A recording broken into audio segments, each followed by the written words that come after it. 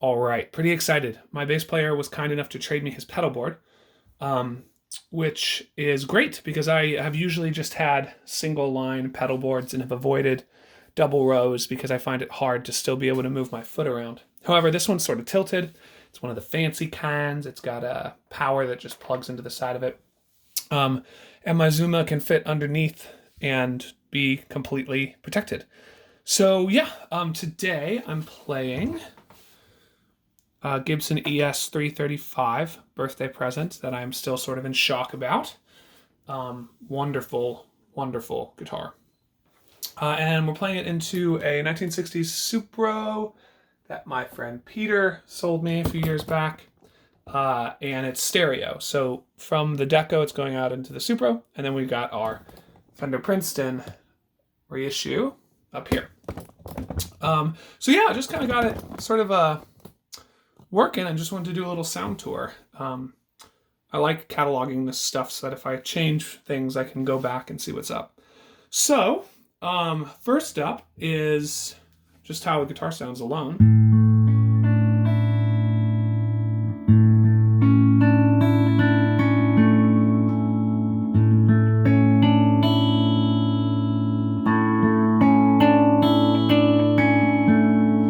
Now, if I turn on our Klon,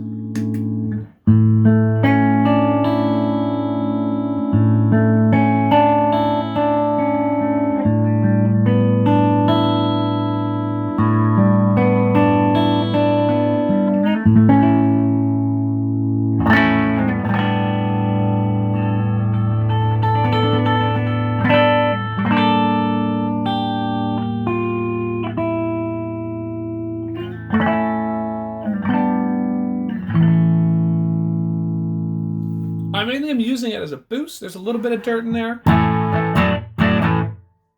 not a whole ton.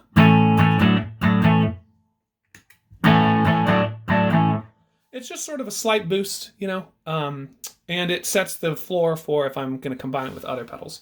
So then we got the Greer amps Tomahawk Deluxe Drive. I love, love, love, love this pedal. I went to the store. I was going to get their Lightspeed because I've been a big fan of that pedal for a while, and then I put the Tomahawk on, and I realized that it was a type of distortion I haven't really had. They call it like a Tweed in a box. It's called a Tweed Deluxe Drive. I've never played through a Tweed, so I can't really speak to how accurate that is. But you get this really wonderful clippy distortion. Kind of reminds me of like early Velvet Underground's records, some of Neil's electric stuff. So here's the Tomahawk.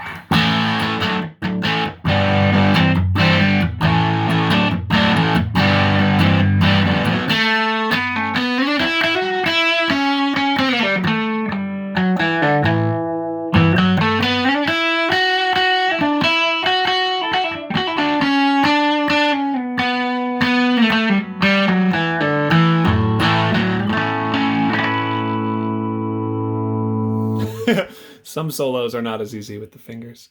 So this one's cool because it's very, very touch sensitive, so I can play really cleanly.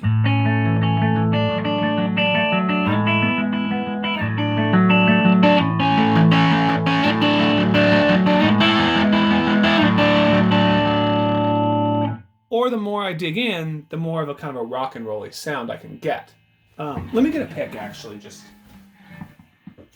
to do it justice. I mean, here's, some power chord territory.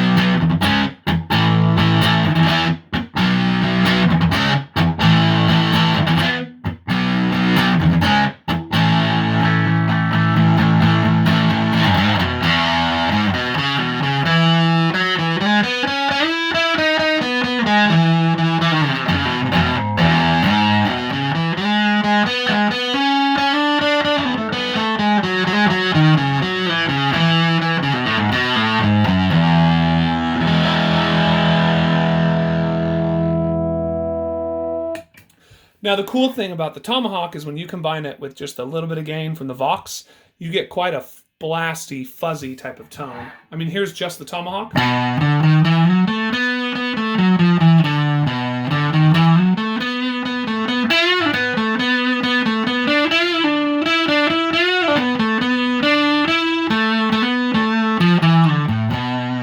Here it is, combined.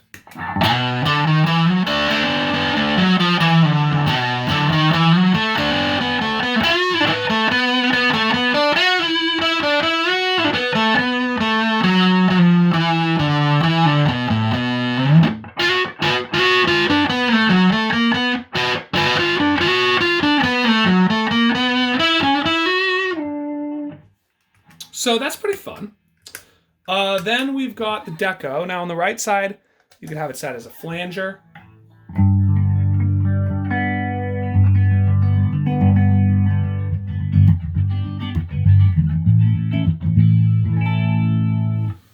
All the way up to about here, it's a flanger, I believe.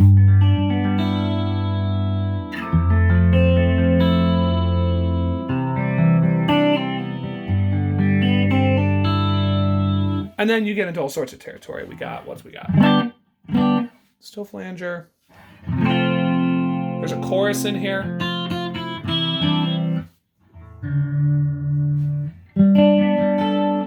Double tracker.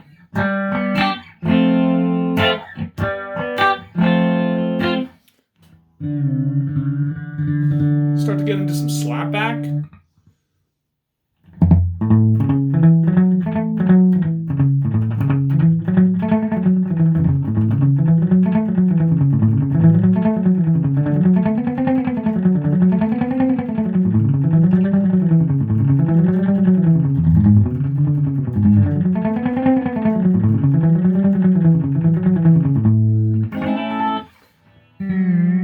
Just some delay. This is as maxed out as the delay gets.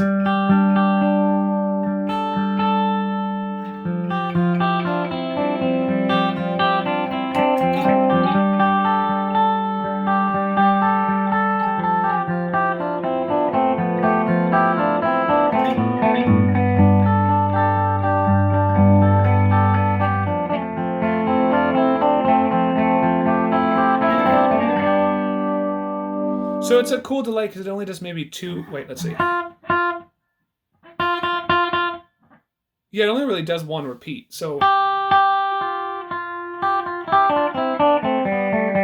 it doesn't really get away from you the way most delay pedals can. However, where I am normally using this, I do have one song in my set where I've got sort of this flange sound going.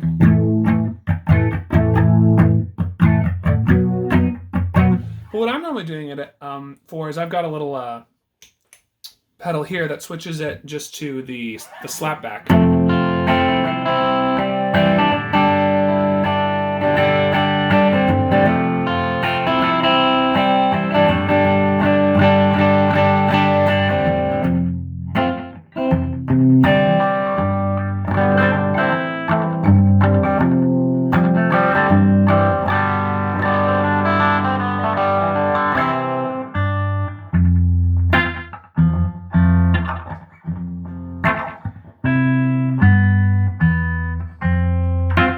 It's a very simple, subtle slapback, and that's what I like about it. And then on the left side here, we have saturation, sort of a tape distortion sound. So let me play, just to refresh your memory, the guitar without any distortion. Let's see. I'll just do that riff I was doing earlier.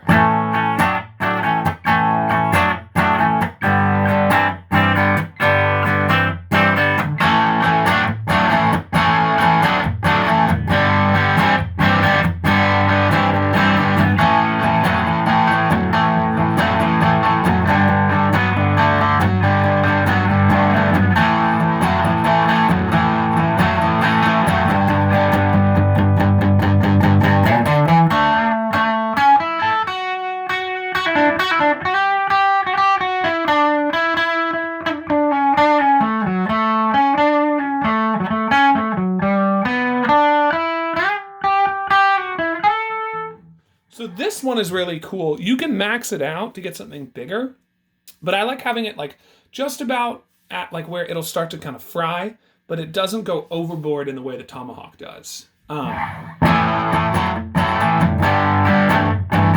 Another very touch responsive one. Now, one of my favorite sounds on here to do actually is you max the saturation out.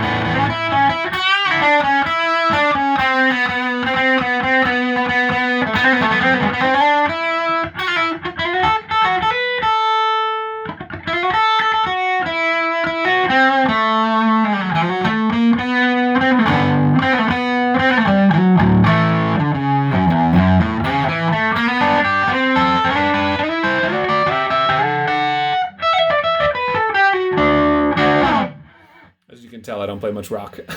You max the sound out on one side, and then you also max it out on the other. What do I max it out with? Flange?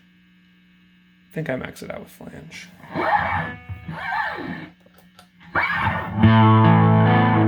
No. I max it out with the delay. So when you just completely max the pedal out, except for the volume, you get this really twisted, like almost Leslie-like dirty organ tone from your guitar.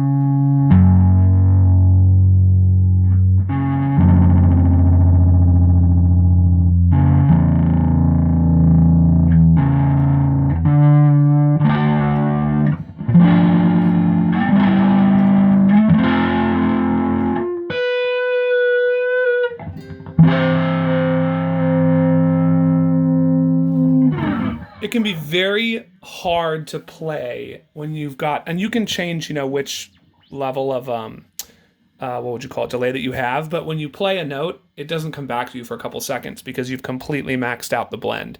So it's a very strange, you kind of have to do it without playing with time or anything like that, like with drummers or anything. You kind of have to play out of time in a way, but it's cool for just really cool textures, intros, outros. Now, something about this pedal that I also really like. Let me put this kind of back where it normally is for a sec.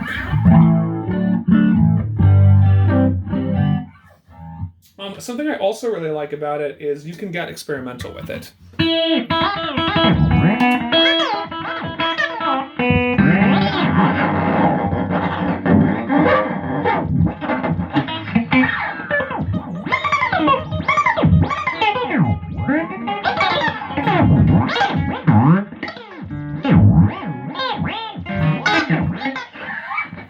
And I have a soft spot for really messed up music. So being able to do something like that is great. And at some point I might get like a separate expression pedal over here that I can just go wild on. But there's a lot in this pedal. It's a cool one. And of course, you can combine it.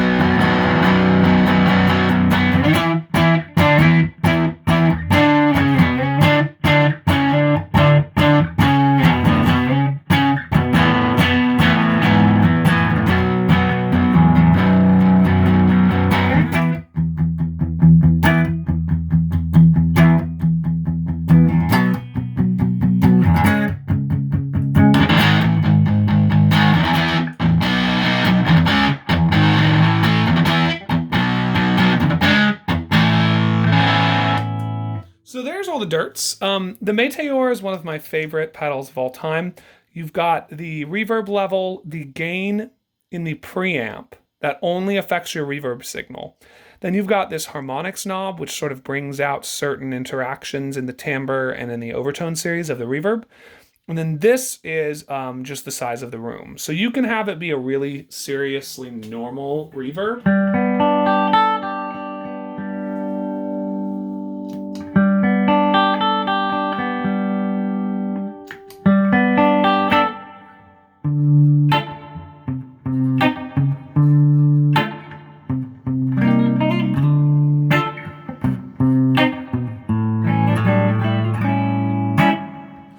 Or you can get it, into some sort of more experimental territories.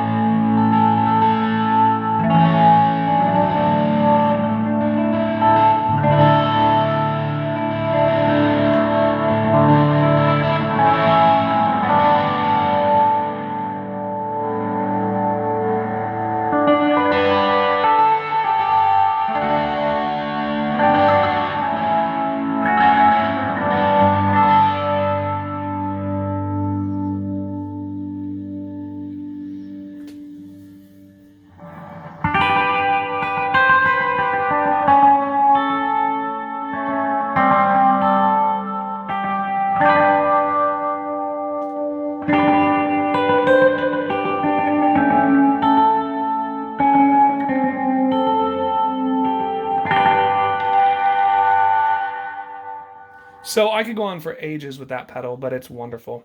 And then it's pretty simple. I got an El Capistan for just a little bit of delay.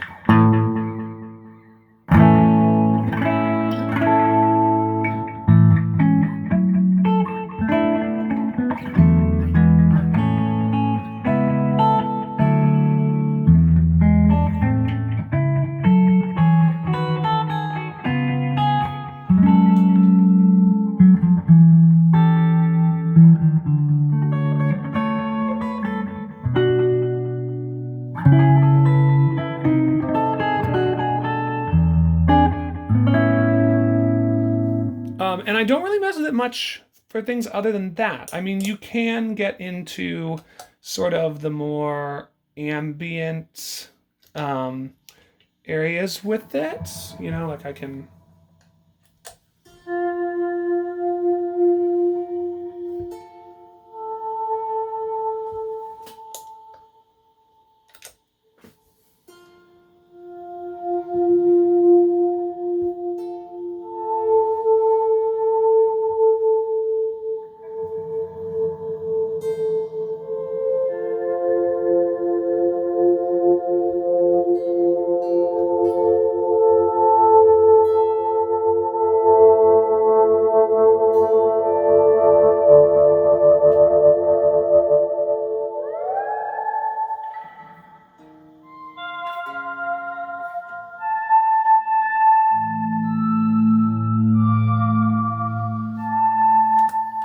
But that's sort of if I'm playing in a different mode. But I really do love ambient and sort of experimental stuff. So I feel like this really does give me that when I need it. Especially, you combine it with a reverb and a delay before, and then there's a reverb and a delay after. It really is quite a helpful, cool pedal. But generally, I'm really low-key with delay, and I tend to set like everything like this and either have this many repeats, like literally just ambiance.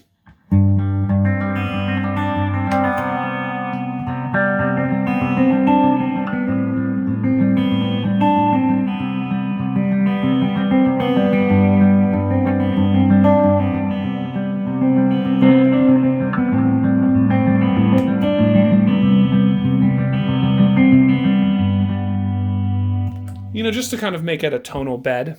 But, if I need to do Pink Floyd, it's there. And then favorite pedal of all time, Strymon Flint. I was doing kind of more of their crazy 80s decay thing.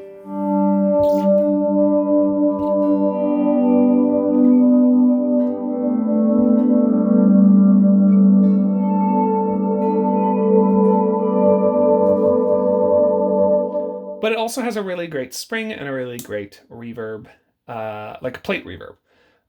And this one, I mean, I kind of always set my modular, not modular, my reverbs, delays, that kind of stuff at kind of 11 o'clock. I find it's the perfect amount where you hear it. And I really like that A to D thing today.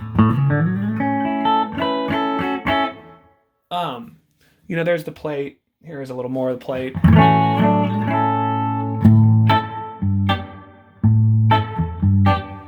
Bring the decay up a bit.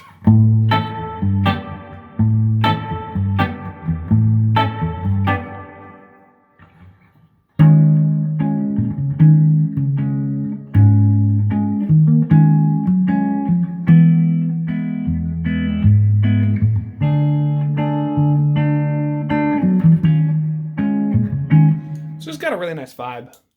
Spring.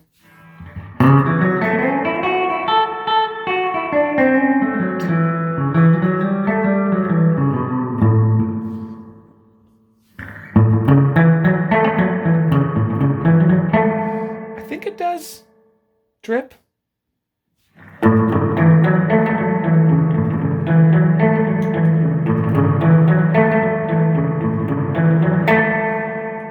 I'm not really sure. I don't play much surf music, but yeah, I really love the pedal. It does everything I could need it to. And if I needed to play like a normal singer-songwriter set or like a rock and roll set or something, I mainly just need, or like an ambient set, I could just use just this and maybe that. And then it's got, great tremolos.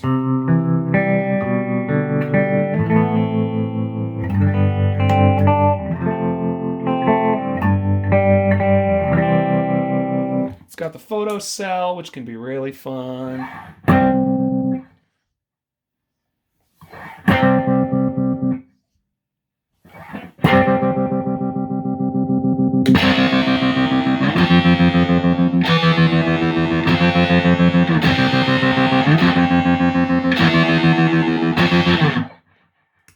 And a secret I found of it is if you put it in the harmonic tremolo section, put speed all the way down, intensity all the way up.